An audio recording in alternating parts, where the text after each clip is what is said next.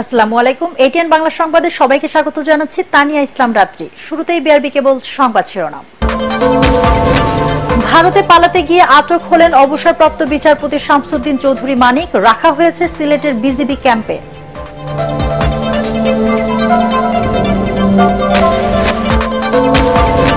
ফেনী সহ 11 জেলায় বানভাসী অর্ধ কোটি মানুষ। বাঁচার জন্য আকুতি, 15 জনের মৃত্যু, বিচ্ছিন্ন সব যোগাযোগ, প্রবল স্রোতে উদ্ধার কাজ ব্যাহত। জীবদ্দশায় এত ভয়াবহ বন্যা দেখেনি ফেনীর মানুষ। দুর্গতদের পাশে দাঁড়ানোর অনুরোধ সরকারের। প্রবাসীদেরও ত্রাণ কার্যক্রমে অংশ নেবার আহ্বান। রাজধানীর বনানী থেকে সাবেক চিফ হুইপ আসম ফিরোজ গ্রেপ্তার। নিউ মার্কেট থানায় করা হত্যা মামলায় 5 দিনের রিমান্ডে রাশেদ খান মেনন। এবং রাষ্ট্র সংস্কারেও অন্তর্বর্তী সরকারকে সময় দিতে আপত্তি নেই বিএনপির। রোড ম্যাপ ঘোষণার তাগিদ, পাকিস্তানের সাথে সম্পর্ক এগিয়ে নেওয়ার আগ্রহ। শুনছিলেন বিআরবি কেবল সংবাদ শিরোনাম। এবার বিস্তারিত সংবাদ। ভারতে পালানোর সময় আটক হলেন সুপ্রিম কোর্টের অবসরপ্রাপ্ত বিচারপতি শামসুদ্দিন চৌধুরী মানিক। শুক্রবার রাতে সিলেটের কানাইঘাট উপজেলার ভারত সীমান্তে তাকে আটক করে বিজিবি। টাকা দিয়ে অবৈধ পথে ভারতে পালিয়ে যাচ্ছিলেন বলে স্বীকার করেন তিনি। 2015 সালে অবসরে যান আপিল বিভাগের বিচারপতি মানিক। টকশো সহ মিডিয়ার নানা মন্তব্য করে বিতর্কিত হয়ে পড়েন তিনি।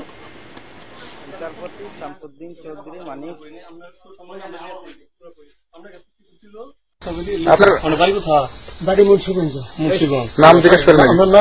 আমার নাম বিচারপতি শামসুদ্দিন চৌধুরী মানিক। বিচারপতি শামসুদ্দিন মানিক মানিককে হাইকোর্টের যে কয়েকদিন আগে উপস্থাপন করছো, এটা আমি খবর চাইছি।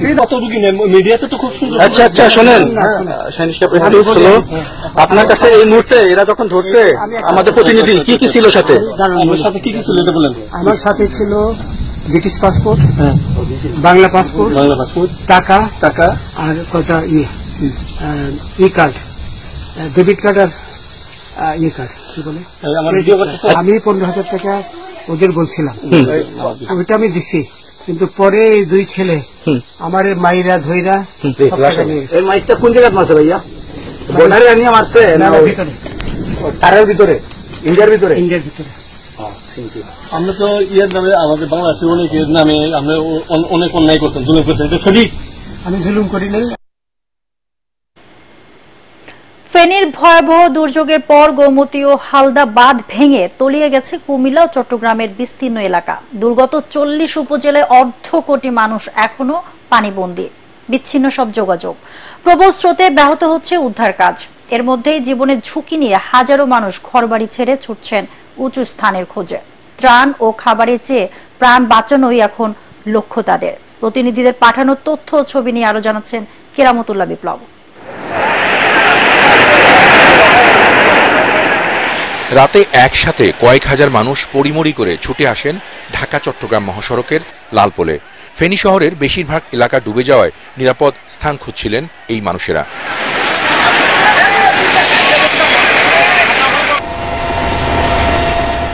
ভীতিকর পরিস্থিতি এখনো বিরাজ করছে ফেনীতে। নির্ঘুম রাত কাটিয়েছেন জেলা শহরের বেশিরভাগ বাসিন্দা। পাকা বাড়ির একতলা পর্যন্ত ডুবে গেছে। পরিবার পরিজন নিয়ে অনেকে আশ্রয় নিয়েছেন দোতলা, তিনতলার ছাদে। পরশুরাম, ছাগলনাইয়া, ফুলগাজী, সোনাগাজী উপজেলার অন্তত 15 লাখ মানুষ পানিবন্দী অবস্থায় আছেন। ফেনীর দুর্গত এলাকায় বৃহস্পতিবার থেকেই অভিযান চালাচ্ছে সেনা, নৌ ও বিমান বাহিনীর সদস্যরা।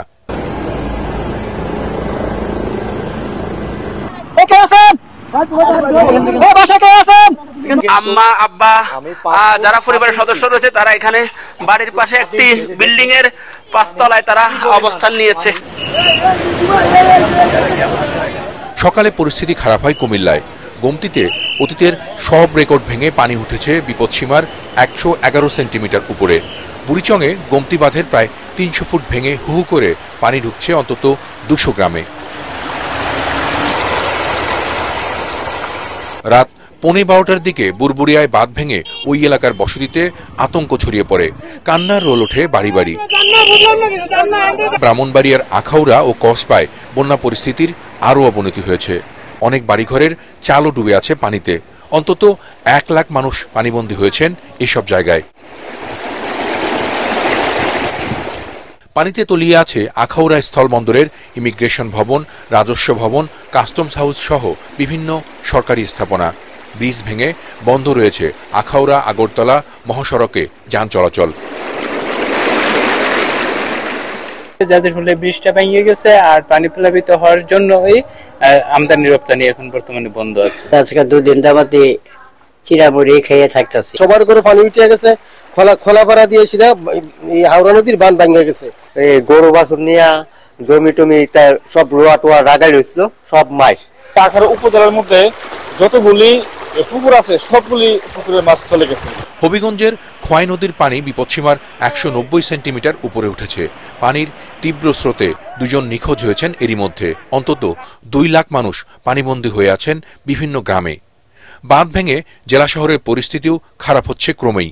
লোকজনকে উঁচু স্থানে সরে যেতে মাইকিং করছে স্থানীয় প্রশাসন ও সেনাবাহিনী। সিলেট, মৌলভীবাজার, সুনামগঞ্জ, নোয়াখালী, লক্ষ্মীপুর, চট্টগ্রাম, খাগড়াছড়ি, রাঙ্গামাটি ও কক্সবাজার জেলার বন্যা পরিস্থিতিরও ক্রমেই অবনতি হচ্ছে। গ্রামতুল্লাহ বিপ্লব, এটিএন বাংলা। বন্যা কবলিত ফেনীতে ভয়াবহ মানবিক বিপর্যয় দেখা দিয়েছে। বানের জলে তলিয়ে গেছে মহাসড়ক এলাকা। দেশের বিভিন্ন স্থান থেকে ত্রাণ এলেও তা দুর্গতদের কাছে পৌঁছানো যাচ্ছে না, ফলে উদ্ধার কাজেও ব্যাঘাত ঘটছে। অনাহার ও চরম অনিশ্চয়তায় দিন কাটাচ্ছে পানিবন্দী মানুষ। ফেনী থেকে এমদাদুল হকের তোলা ছবিতে বিস্তারিত জানাচ্ছেন মুশফিকুর রহমান। স্মরণকালে সবচেয়ে সর্বনাশা বন্যার পানিতে ভাসছে ফেনীবাসী।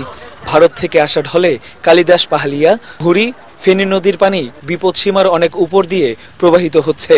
বানের জলে তলিয়ে গেছে ফেনী সদর, ছাগলনাইয়া সহ আশেপাশের এলাকা।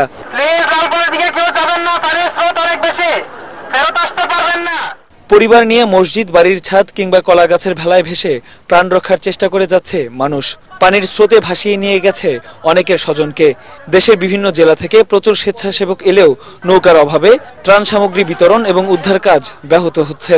ফলে ক্ষুধা এবং চরম অনিশ্চয়তায় দিন পার করছে ফেনীর মানুষ। ঘর তো ডুবে গেছে, ঘর থেকে আরেক জায়গায় গেছি বাঁচার জন্য, সেখানেও ডুবে গেছে সব। বাসাঘর তোলার না ছিল, কোন জায়গা পাইতেছে স্থান নাই থাকার মতো। মানে পানি এদিকে বাড়তেছে, অতিরিক্ত বাড়তেছে পানি। ফেনীর হাইওয়ে এলাকায় বুক সমান পানি। মহাসড়কে তীব্র যানজটের কারণে দুর্ভোগ পৌঁছেছে চরমে। প্রবল স্রোতের সাথে যুদ্ধ করে নিরাপদ স্থানে যাওয়ার প্রাণপণ চেষ্টা করে যাচ্ছে বানভাসী মানুষ। তিল ধারণের ঠাঁই নেই আশ্রয় কেন্দ্রগুলোতে। এই মুহূর্তে হচ্ছে বৃষ্টি নেই, আবহাওয়া মোটামুটি স্বাভাবিক। আপনারা দেখতেছেন যে রোদ উঠতেছে কিন্তু পানি বাড়তেছে। আমার এই পাশের ভাতিজা শিমুলের বিল্ডিং এ উঠেছি প্রায় 500 লোক। ওই পাশে একটা মাদ্রাসা আছে, ওইখানে 200-300 লোক আছে। পাশে আছে একটা ট্রেনিং সেন্টার, আপনারা জানেন সরকারি। ওখানে অনুরোধ করে আজকে ট্রেনিং সেন্টার পরিচালককে অনুরোধ করার পরে সেখানে কিছু মহিলা উঠেছি। 11টার সময় ঢুকছে, আগে ঢুকে না, আগে বাইরে ভিতর ছিল, ঘরে ঢুকে না। এরা 11টার দিকে হুরা ঘর বেয়ে গেছে। নিরাপদ পানি ও খাদ্য সংকটের পাশাপাশি শিশু, বয়োবৃদ্ধ এবং গর্ভবতী মহিলাদের নিয়ে সীমাহীন দুর্ভোগে পড়েছে দুর্গত পরিবারের সদস্যরা। ক্রমেই বন্যা পরিস্থিতির অবনতি হচ্ছে ফেনীতে। পরিস্থিতি এতটাই নাজুক যে এখনো পর্যন্ত অনেক এলাকায় উদ্ধারকারী দল পৌঁছাতেই পারেনি। এখন সবচাইতে বেশি প্রয়োজন উদ্ধারকারী বোট, খাবার এবং নিরাপদ আশ্রয়। মুশফিকুর রহমান, এটিএন বাংলা, ফেনী। দেশের চলমান বন্যায় এখন পর্যন্ত মারা গেছে 15 জন। ভয়াবহ বন্যায় দেশের 11 জেলায় প্লাবিত হয়েছে। এসব জেলায় 9 লাখ পরিবার পানিবন্দী বলে জানিয়েছে দুর্যোগ ও ত্রাণ মন্ত্রণালয়। আবহাওয়া অফিস জানিয়েছে চট্টগ্রাম সহ দেশের বিভিন্ন স্থানে আগামী 3 দিন মাঝারি থেকে ভারী বৃষ্টি হতে পারে। এতে বন্যার প্রকোপ বাড়বে বলে আশঙ্কা তাদের। ফজলে রাবি রিপোর্ট। ভয়াবহ বন্যায় এখন প্লাবিত ফেনী, কুমিল্লা, চট্টগ্রাম, খাগড়াছড়ি, নোয়াখালী, মৌলভীবাজার, হবিগঞ্জ, ব্রাহ্মণবাড়িয়া, সিলেট, লক্ষ্মীপুর ও কক্সবাজার।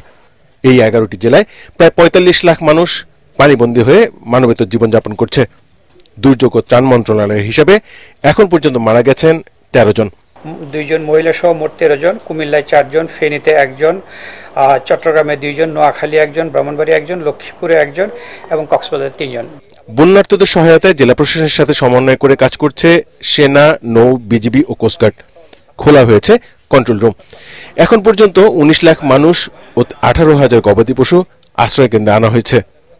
বন্যা দুর্গতদের সেবায় কাজ করছে 637টি মেডিকেল টিম। মোট আমরা দিয়েছি 3,52,00,000 টাকা, আর চাল দেওয়া হয়েছে 20,150 মেট্রিক টন এবং শুকনা খাবারের প্যাকেট দেওয়া হয়েছে 15,000 প্যাকেট এই দেওয়া হয়েছে। আর বন্যা আক্রান্ত জেলাগুলোতে এই মুহূর্তে উদ্ধার কাজে নিয়োজিত রয়েছে স্থানীয় প্রশাসনের সাথে সেনাবাহিনী, নৌবাহিনী, বিমান বাহিনীও হেলিকপ্টার নিয়ে তারা কাজ করছে।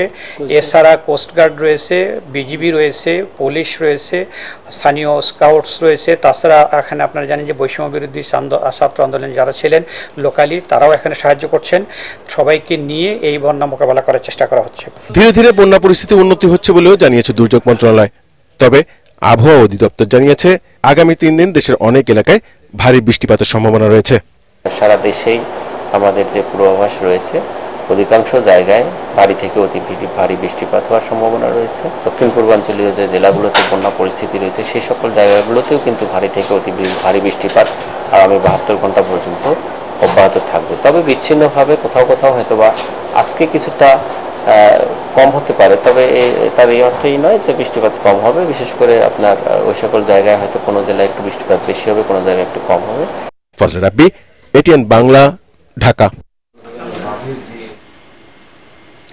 ভারতের সাথে বাংলাদেশের কয়েকটি নদী নিয়ে চুক্তি না থাকলেও আন্তর্জাতিক আইনের নীতি অনুযায়ী পার্শ্ববর্তী দেশের ক্ষতি করার কোনো সুযোগ নেই বলে জানিয়েছেন পানি সম্পদ উপদেষ্টা সৈয়দা রেজওয়ানা হাসান। হবিগঞ্জের খোয়াই নদীর ঝুঁকিপূর্ণ বাঁধ পরিদর্শনে গিয়ে তিনি একথা বলেন। বাঁধ খুলে দেওয়ার আগে বাংলাদেশকে আগাম সতর্ক না করায় অসন্তোষ জানান রেজওয়ানা হাসান।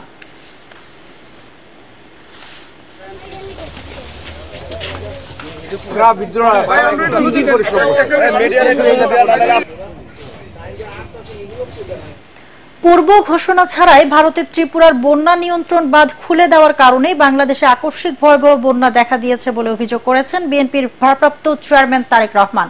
এক ভিডিও বার্তায় তিনি এই অভিযোগ করেন। এ সময় দুর্গত মানুষের পাশে দাঁড়াতে বিএনপি নেতাকর্মীদের প্রতি আহ্বান জানান তারেক রহমান। বন্যার অন্যতম প্রধান কারণ উজানের দেশ প্রতিবেশী ভারতের ত্রিপুরা রাজ্য প্রশাসনের দায়িত্বহীনতা এবং খামখেয়ালিপনা। তারা হঠাৎ করে বাঁধ খুলে দিয়ে বাংলাদেশের বিস্তীর্ণ এলাকাকে ডুবিয়ে দিলেও একটি বারের জন্যও বাংলাদেশকে আগাম সতর্কতা দেয়নি। ফলে আকস্মিক বন্যার দেশের বিস্তীর্ণ এলাকা ভাসিয়ে নিলেও পরিস্থিতি মোকাবেলায় বাংলাদেশ সামান্য একটু প্রস্তুতির নেবার সুযোগ পর্যন্ত পায়নি। প্রিয় দেশবাসী, বন্যা কবলিত এলাকার মানুষগুলো এখন মহা বিপদে। সহায় সম্বল হারিয়ে লাখো লাখো মানুষ এখন নিদারুণ অসহায়। এমন পরিস্থিতিতে আপাতত কোনো অভিযোগ পাল্টা অভিযোগ তুলে সময় ক্ষেপণেরও সময় নেই। বিএনপি বিশ্বাস করে বন্যা কবলিত এলাকার মানুষের জীবন ও সম্পদ রক্ষা করাই এই মুহূর্তের প্রধান অগ্রাধিকার। দেশের বন্যা পরিস্থিতিতে আমি সারা দেশে, বিশেষ করে দেশের যেসব এলাকা বন্যা আক্রান্ত হয়নি সেসব এলাকার বিএনপি এবং এর অঙ্গ সহযোগী সংগঠনের নেতাকর্মীদের প্রতি আহ্বান জানিয়ে বলতে চাই, আপনারা সমন্বিতভাবে বন্যা কবলিত এলাকার মানুষের পাশে দাঁড়ান। ফেনীর পরশুরামে বন্যা কবলিত এলাকা পরিদর্শন করেছেন সেনাবাহিনীর প্রধান জেনারেল ওয়াকারুজ্জামান। এ সময় কুমিল্লা সেনানিবাসে বন্যা পরিস্থিতি মোকাবেলায় সেনাবাহিনীর কার্যক্রম সম্পর্কে অবহিত হন সেনাপ্রধান। এ সময় তিনি উদ্ধার কাজে নিয়োজিত সেনা সদস্যদের দিক নির্দেশনা দেন।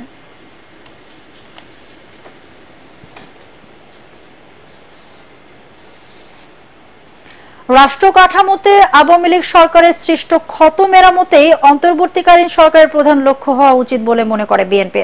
দলের নীতি নির্ধারকরা বলছেন, সেই লক্ষ্যে সরকারের অবস্থান স্পষ্ট করতে দ্রুত দেশের মানুষের সামনে রোডম্যাপ ঘোষণা করা উচিত। বিএনপি নেতাদের আশঙ্কা, সংস্কার কিংবা নির্বাচন আয়োজনে তাড়াহুড়ো যেমন সঠিক হবে না, তেমনি বেশি সময় নিলে দেখা দিতে পারে বিশৃঙ্খলা। মইনুল হাসানের বিশেষ রিপোর্ট। গণ আন্দোলনে শেখ হাসিনা সরকারের 15 বছরের সাম্রাজ্যের অবসানের পর থেকেই জবাবদিহিতা ও সুশাসন নিশ্চিত করতে রাষ্ট্র কাঠামো সংস্কারের দাবি সামনে আসে। নোবেলজয়ী ডক্টর মোহাম্মদ ইউনূসের নেতৃত্বাধীন অন্তর্বর্তীকালীন সরকারের অন্যতম প্রতিশ্রুতি ভবিষ্যৎ স্বৈরতন্ত্র রুখে দিতে প্রশাসন, আইনশৃঙ্খলা বাহিনী, বিচার বিভাগ, নির্বাচন কমিশনের মতো গুরুত্বপূর্ণ প্রতিষ্ঠানের সংস্কার। দেশের অন্যতম বৃহৎ জনপ্রিয় রাজনৈতিক দল বিএনপিরও রাষ্ট্র সংস্কারে অন্তর্বর্তীকালীন সরকারকে প্রয়োজনীয় সমর্থন ও সময় দিতে আপত্তি নেই।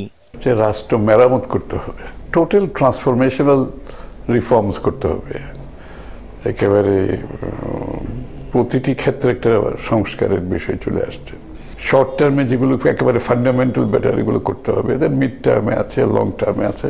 প্রাণ দিয়েছে যারা, এটা তো বৃথা যাবে যে তাদের প্রতি অবিচার করা হবে যদি আমরা এই কাজগুলো করতে না পারি। কমিশন করে রিকমেন্ডেশনস নিয়ে, পাবলিক ওপিনিয়ন নিয়ে, এটা ওপেন ডিসকাশনের মধ্য দিয়ে সেই রিকমেন্ডেশনসগুলো অ্যাকসেপ্টেড হয়ে তারপরে এগুলো ইমপ্লিমেন্টেশনটা শুরু হতে হবে। আবার এমন না যে সমস্ত রিকমেন্ডেশনসগুলো এই অন্তর্বর্তীকালীন সরকারই ইমপ্লিমেন্ট করবেন, সেটা পরবর্তী গণতান্ত্রিক সরকারই ইমপ্লিমেন্ট করতে হবে। বিএনপির দুই নীতি নির্ধারক জানান, জাতীয় নির্বাচন নিয়ে এখনই ডক্টর মোহাম্মদ ইউনূসের সরকারের উপর চাপ সৃষ্টি করবে না দল। যারা আজকে আন্দোলন করেছে, যারা প্রাণ দিয়েছে, এরাও তো গত ৩-৪ নির্বাচনের ভোট দিতে পারেনি, তাদের প্রতিনিধি তারা নির্বাচন করতে পারে নাই। এটা তাড়াহুড়ো করা যেমন কাম্য নয়, আবার বেশি দেরি করাও কিন্তু আমাদের জন্য রিস্কি হয়ে যাবে।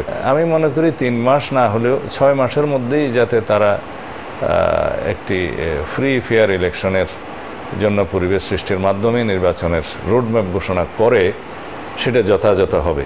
বিএনপির প্রভাবশালী দুই নেতাই স্বীকার করেন, ছাত্র জনতার গণঅভ্যুত্থান বাংলাদেশের পুরো রাজনীতির চিত্রই বদলে দিয়েছে। It's a refreshing change for the country. শুধু রাষ্ট্র পরিচালনা না, রাজনীতিতেও এটাকে মাথায় রেখে প্রত্যেকটি পদক্ষেপ দিতে হবে, যে নিয়মিতভাবে দায়বদ্ধতা, জবাবদিহিতা নিয়ে আসতে হবে জনগণের সেবার ক্ষেত্রে, জনগণের সমস্যার ক্ষেত্রে, জনগণের অংশগ্রহণের ক্ষেত্রে। এখান থেকে বের হওয়ার কোনো সুযোগ নাই। তারা এও জানান, দখলদারিত্ব, চাঁদাবাজি, শৃঙ্খলা বিরোধী কর্মকাণ্ডের বিরুদ্ধে বিএনপির কঠোর অবস্থান দলটির ভবিষ্যৎ রাজনীতির গুণগত পরিবর্তনেরই বার্তা। Moinul Hasan, ATN Bangla, Dhaka. Level playing field তৈরি করে পাকিস্তানের সাথে দ্বিপাক্ষিক ও আঞ্চলিক সহযোগিতা বাড়াতে বিএনপি আগ্রহী বলে জানিয়েছেন দলের স্থায়ী কমিটির সদস্য আমির খসরু মাহমুদ চৌধুরী। দেশের পরিবর্তিত প্রেক্ষাপটে কাউকে বিশেষ সুবিধা না দিয়ে জনগণের স্বার্থে ব্যবসা বাণিজ্য, অর্থনৈতিক বিনিয়োগে সহযোগিতা নিয়ে আলোচনা হয়েছে বলে জানান তিনি। দলীয় চেয়ারপারসনের গুলশান কার্যালয়ে পাকিস্তানের রাষ্ট্রদূত সৈয়দ আহমেদ মারুফের সঙ্গে বৈঠক শেষে তিনি এসব কথা বলেন। বৈঠকে বিএনপি মহাসচিব মির্জা ফখরুল ইসলাম আলমগীর, স্থায়ী কমিটির সদস্য আমির খসরু মাহমুদ চৌধুরী, আন্তর্জাতিক বিষয়ক কমিটির সদস্য শামা ওবায়েদ অংশ নেন। সকলের সাথে যে সুসম্পর্কের মাধ্যমে আমরা আমাদের পররাষ্ট্রনীতিকে এগিয়ে নিয়ে যেতে চাই। আমরা মনে করি এটা লেভেল প্লেইং ফিল্ডের মাধ্যমে বাংলাদেশের জনসাধারণ যেখানে উপকৃত হবে, বাংলাদেশ যেখানে উপকৃত হবে, সেই ধরনের একটি অর্থনৈতিক প্রক্রিয়া যেটা বিগত দিনে অনুপস্থিত ছিল, আমরা মনে করি সেটা আমরা সবার জন্য সমান অধিকার রেখে, লেভেল প্লেইং ফিল্ড রেখে এই বাইল্যাটারালি দ্বিপাক্ষিক এবং আঞ্চলিক সহযোগিতা আমরা সামনের দিকে এগিয়ে নিয়ে যাব। বিএনপি চেয়ারপারসন বেগম খালেদা জিয়ার রোগ মুক্তি কামনা ও আন্দোলনের শহীদদের আত্মার মাগফিরাত কামনায় সাভারে দোয়া মাহফিল আয়োজন করে বিএনপি। উলাইল, ব্যাংক কলোনি, আশুলিয়া নয়ারহাট ও বাইপাইল এলাকায় অংশ নেন সাভার উপজেলা, পৌর ও আশুলিয়া থানা বিএনপির সহযোগী অঙ্গ সংগঠন। এ সময় সুন্দর দেশ গঠনের সবাইকে ধৈর্য ধরার আহ্বান জানান উপজেলা বিএনপির সাবেক সভাপতি জামাল উদ্দিন সরকার।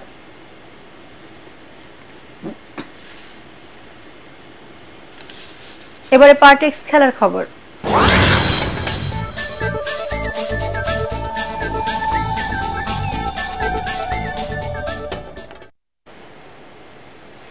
রাওয়ালপিন্ডি টেস্টের তৃতীয় দিনে পাকিস্তানের বিপক্ষে পাল্টা প্রতিরোধ করেছে বাংলাদেশ। বিনা উইকেটে ২৭ রান নিয়ে গতকাল খেলা শুরু করেন সাদমান ইসলাম এবং জাকির হাসান। দলের ৫৩ রানের মধ্যে বিদায় নেন জাকির এবং শান্ত। এরপর তৃতীয় উইকেটে ৯৪ রানের জুটি গড়েন সাদমান এবং মমিনুল। অর্ধশতক হাঁকিয়ে দলের ১৪৭-এ বিদায় নেন মমিনুল। অন্যদিকে সেঞ্চুরির আশা জাগানো সাদমান ফেরেন নিজের ৯৩ আর দলের 99 রানে। এরপর মুশফিকুর রহিম আর লিটন দাসের 50-তে 300 রানের গন্ডি পার হয় টাইগাররা। 5 উইকেটে 316 রান নিয়ে খেলা শেষ করে অতিথিরা। 55 রানে মুশফিক আর 52 রানে অপরাজিত ছিলেন লিটন। এর আগে প্রথম ইনিংসে 6 উইকেটে 448 রান তোলে পাকিস্তান। শেষ করার আগে বিআরবি কেবল সংবাদ শিরোনাম আরেকবার। ভারতে পালাতে গিয়ে আটক হলেন অবসরপ্রাপ্ত বিচারপতি শামসুদ্দিন চৌধুরী মানিক। রাখা হয়েছে সিলেটের বিজেপি ক্যাম্পে।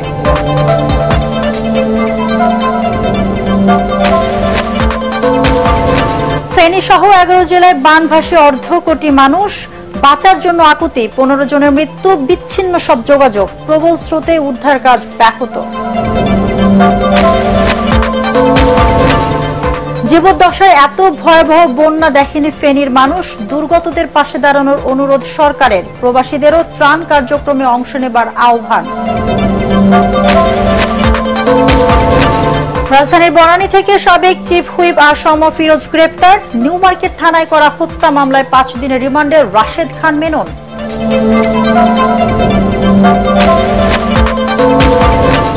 এবং রাষ্ট্র সংস্কারে অন্তর্বর্তীকালীন সরকারকে সময় দিতে আপত্তি নেই বিএনপির। রোডম্যাপ ঘোষণার তাগিদ। পাকিস্তানের সাথে সম্পর্ক এগিয়ে নেওয়ার আগ্রহ। দর্শক, পরবর্তী সংবাদ দেখার আমন্ত্রণ জানিয়ে এখনকার মতো শেষ করছি। এটিএন বাংলা সংবাদ ইউটিউবে দেখতে ব্রাউজ করুন youtube/ATN Bangla News। ধন্যবাদ সবাইকে।